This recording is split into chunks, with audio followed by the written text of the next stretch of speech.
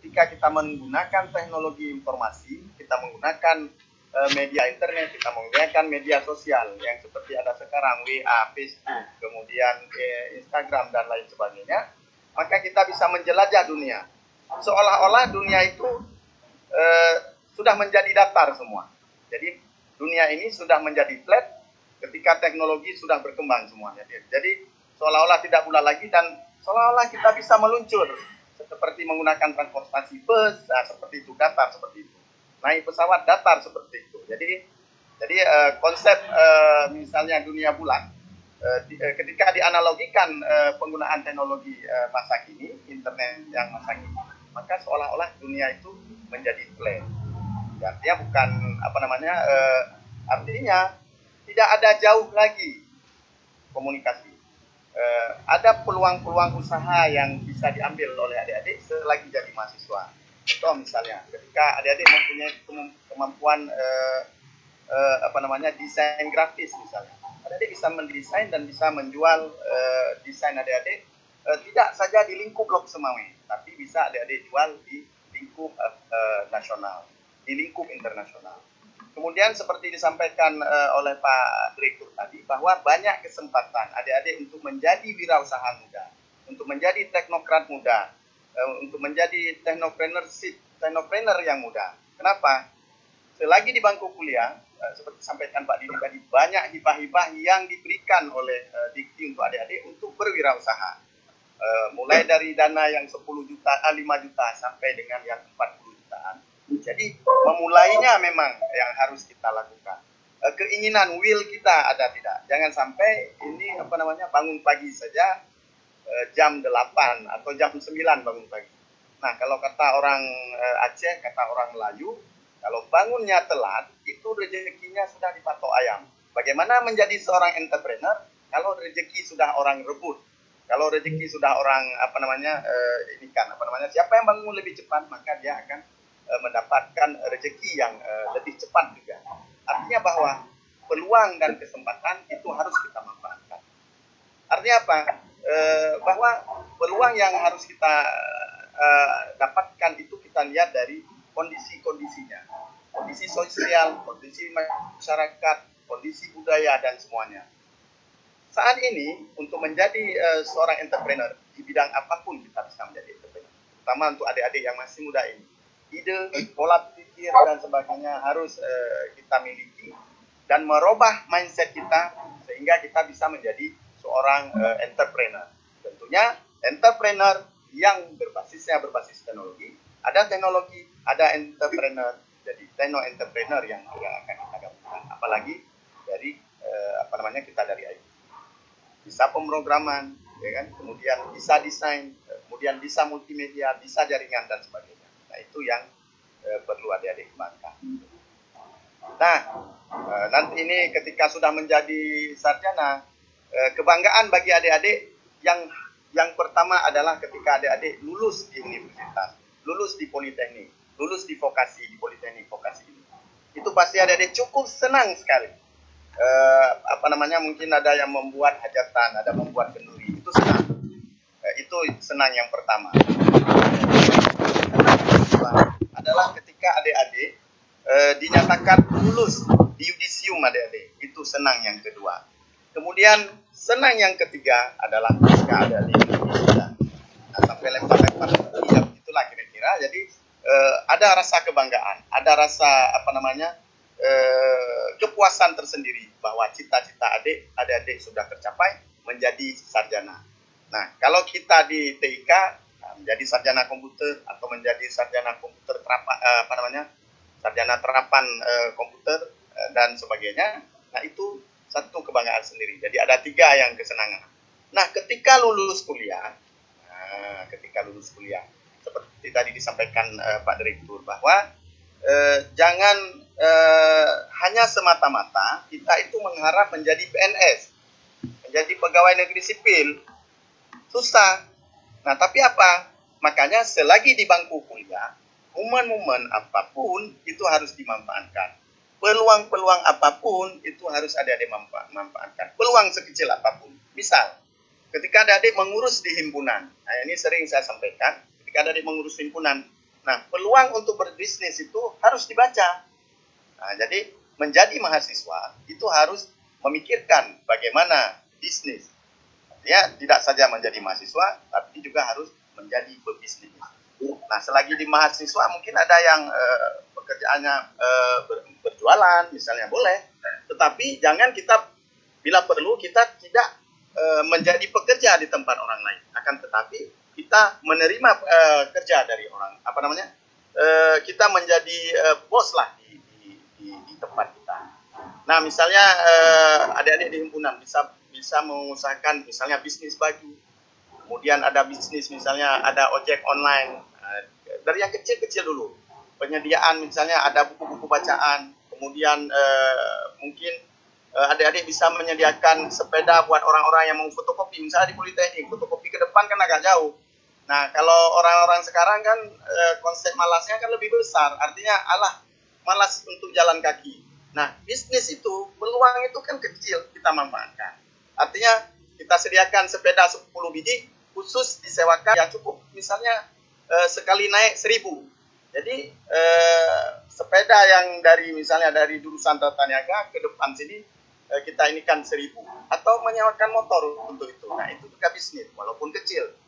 Nah, karena itu masih biasa, bisa kita tingkatkan lagi. Karena kita seorang ada basic tentang informatika, kita tingkatkan lagi bahwa mereka bisa pesan melalui WA, melalui media sosial yang kita punyai. Atau kita tingkatkan lagi, kita buat perangkat lunak untuk usaha-usaha yang siapa saja, misalnya di jurusan Tata Niaga ada usaha untuk sewa sepeda, di tingkat dasar sepeda ada beberapa jurusan lain dasar sepeda, kita buat satu startup untuk itu. Nah, berkembang terus, bisa jadi nanti jadi startup yang kecil untuk penyewaan kendaraan menjadi yang lebih besar. Nah, itu kita mulai dari mana? Semuanya itu kita mulai dari yang kecil. Yang penting semangat. Jangan sampai berpikir yang Gojek sudah ada, yang pengantar makanan sudah ada, kemudian yang mengantar barang juga ada, semua sudah ada. Kalau kita berpikir seperti itu semua sudah ada, maka semangat untuk bekerja kita akan berkurang. Nah, apa yang harus kita pikirkan? Bahwa ada celah di situ, ada gap di situ. Nah, mana gap yang ada di mereka, kita pelajari. Ketika kita sudah dapat, ternyata mereka lemah di teknologi, maka kita masuk ke situ. Teknologi apa yang lemah? Nah, kalau kita dari informatika, kita lihat ternyata teknologi yang berbasis informatika yang kurang. Masuk kita ke situ. Kenapa? Kita punya basic basic programming dari kita. Kemudian adik-adik, kalau kita lihat, nah setelah selesai adik-adik kuliah, nah ini, kalau tidak ada berbekal dari mahasiswa saat ini, adik-adik berbekal usaha, maka ketika nanti selesai kuliah akan seperti ini. Nah, adik-adik ketika di bangku lulusan jadi mahasiswa, idealis tinggi dan sebagainya.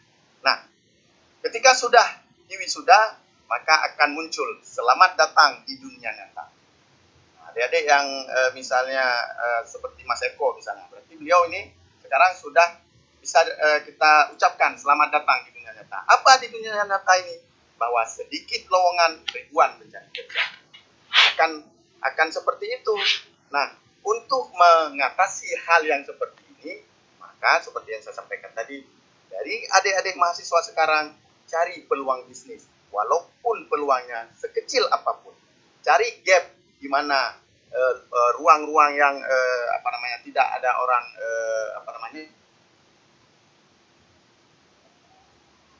contoh, kalau saya dulu, ya karena saya kuliah di matematika, jadi bagaimana saya bisa membuka usaha sendiri kecil-kecilan. Apa usaha kecil-kecilan, bisnis kecil-kecilan? Mengajar privat. Mengajar privat itu usaha kecil-kecilan. Ada banyak tambahan. Jadi kalau masa saya dulu itu sebulan itu kita dikasih 40.000. Ada yang 30.000, ada yang 40.000. Jadi kita dikasih gaji lah. Nah, saya buka bisnis yang seperti itu. Nah, adik-adik juga bisa sekarang buka bisnis dari yang kecil dulu. Kumpulkan semua mahasiswa, ide-ide bisnis kita lihat. Nah, ada yang ide bisa mengajar, ada yang bisa membuat program, ada yang bisa berbisnis jualan dan sebagainya. Memang berusaha itu tidak seperti membalik telapak tangan. Memang harus keyakinan dari kita, kepercayaan dari kita. Dan yang paling penting, berdoa jangan lupa. Kemudian Henry Ford apa kata dia? Jika saya bertanya kepada orang-orang apa yang mereka inginkan, mereka akan menjawab kuda yang berlari kencang. Nah, maksudnya apa? Karena Henry Ford ini bergerak di bidang mobil, jadi dia akan menginovasi mobilnya, melakukan inovasi-inovasi baru terhadap mobilnya, sehingga mobilnya ada mobil yang dia menghasilkan mobil yang kecepatan tinggi.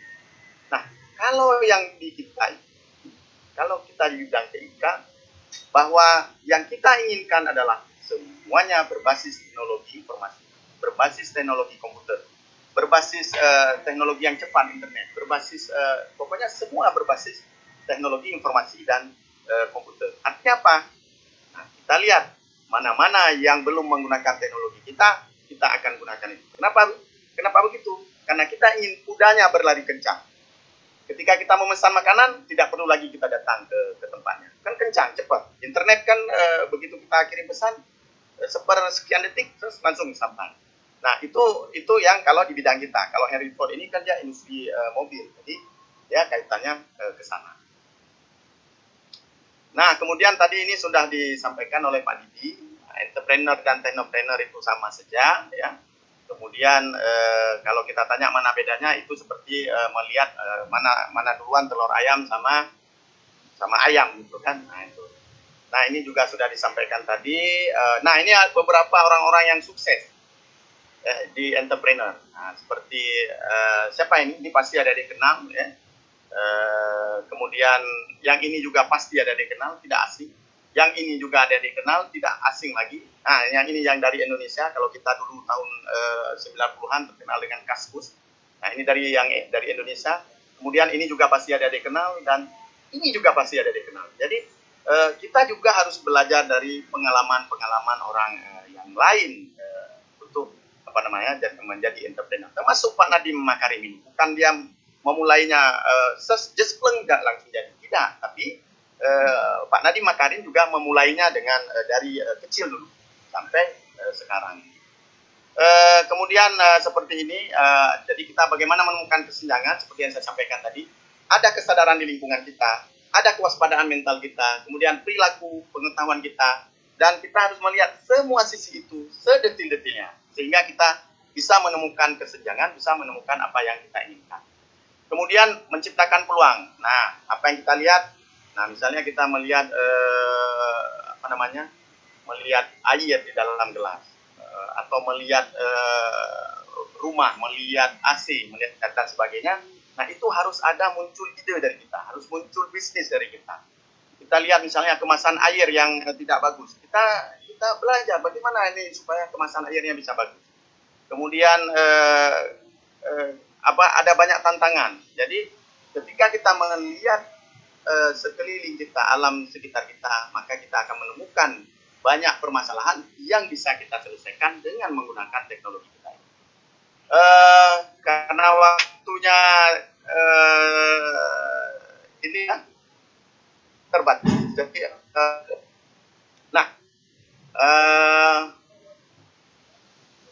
ini menggali ide bisnis. Dari mana kita gali ide bisnis? Produk atau jasa apa yang akan dijual? Kepada siapa produk atau jasa akan dijual? Bagaimana produk atau jasa dijual? Kebutuhan pelanggan mana yang dapat dipenuhi? Ini kalau kita sudah mau terjun ke bisnisnya. Jadi walaupun masih kita tentunya punya banyak ide, punya segudang ide untuk bisnis-bisnis kita. Jadi kita menghasilkan, kita harus lihat produk apa yang ingin kita hasilkan. Kemudian tentu misalnya di Lok Sumawe, apa yang belum ada produknya. Nah, kita yang pertama menjadi entrepreneur. Kemudian karena kemampuan kita di teknologi, maka kita kaitkan nanti dengan teknologi. Saya pikir itu adik-adik penyampaian singkat, dan semoga bisa menjadi motivasi buat adik-adik bahwa walaupun masih muda, walaupun masih di bangku kuliah, tidak menutup kemungkinan adik-adik menjadi seorang entrepreneur yang cukup berhasil. Melalui media sosial, melalui media-media yang lainnya, adik-adik bisa memanfaatkannya untuk menjadi seorang technopreneur. Jadi menjadi seorang technopreneur. Artinya apa? Bahwa tidak ada yang menghalangi kecuali keinginan kita itu tidak ada. Tidak ada yang akan menggagalkan kita kecuali keinginan kita untuk menggagalkannya.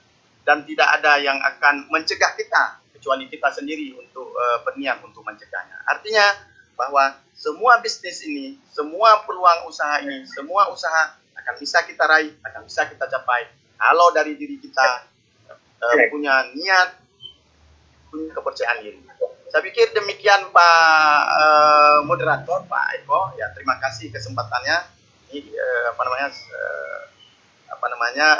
kalau ada yang ingin ditanyakan, dipersilakan. Saya sendiri sebenarnya tidak kalau misalnya usaha-usaha dulu waktu kuliah ada, ya usaha kecil-kecilan, tapi setelah menjadi PNS kita ya harus fokus kepada apa yang kita. Namun kita bisa saling berbagi. Artinya banyak peluang-peluang yang bisa ada dimanfaatkan melalui hibah-hibah yang diberikan oleh Dikti untuk membuka peluang adik-adik menjadi seorang pebisnis yang berbasis teknologi. Demikian saya akhiri, billahi taufiq wal hidayah. Assalamualaikum warahmatullahi wabarakatuh. Waalaikumsalam warahmatullahi wabarakatuh. Materinya akan berubah untuk saya di tahun ini. Mungkin kalau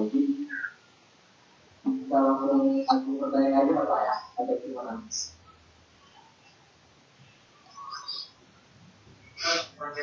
Pak Amin.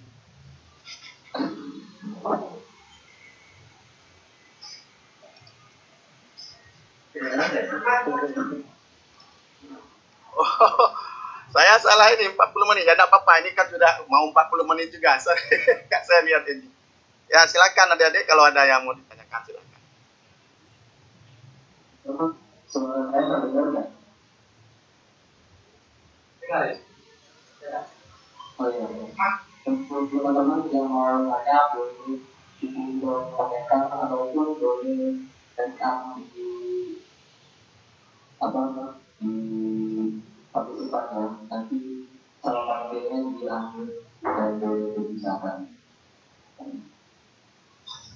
Jangan bodoh dan teman-teman di aja teman-teman mencari jawaban yang memang teman-teman ada jawabannya. Oke, dari Cuma boleh terakhir berpakaian. Assalamualaikum Pak. Assalamualaikum. Menurut Bapak nih ya, bagaimana inovasi yang menurut Bapak yang kurang di Indonesia sekarang?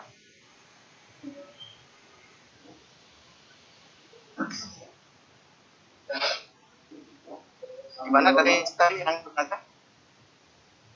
Menurut Bapak, inovasi apa yang bisa dibuat di Indonesia sekarang, Pak? Soalnya ini lagi cari referensi juga, Pak, untuk buat inovasi baru. Oh, gitu. Sebenarnya kalau dilihat apa yang kurang di Indonesia ini, kalau di Indonesia itu banyak yang kurang. Misalnya terkait dengan misalnya bantuan BLT, banyak kurang di situ. Kita bisa mengupayakan apa kalau untuk pemerintah ini ya, kalau untuk pemerintah tentunya kalau kita dari Trika kita bisa membuka usaha mungkin software house seperti itu. Nah, software house kita ini tentu kan bisnis software house ini akan bisa menampung berbagai macam, akan bisa menyelesaikan berbagai macam persoalan-persoalan yang ada di sekeliling kita. Contoh misalnya, lihat sekarang misalnya masalah bantuan BLT. Coba ada dilihat, begitu semerautnya bantuan BLT itu. Nah, bisa nggak kita ambil peluang dari BLT itu untuk kita membuat sebuah desain baru, tatanan baru, software baru, agar BLT itu tepat hasilnya. Pemerintah sudah mengupayakan, tapi tetap kurang maksimal. Nah, kita bisa masuk ke situ. Kalau di software house kita.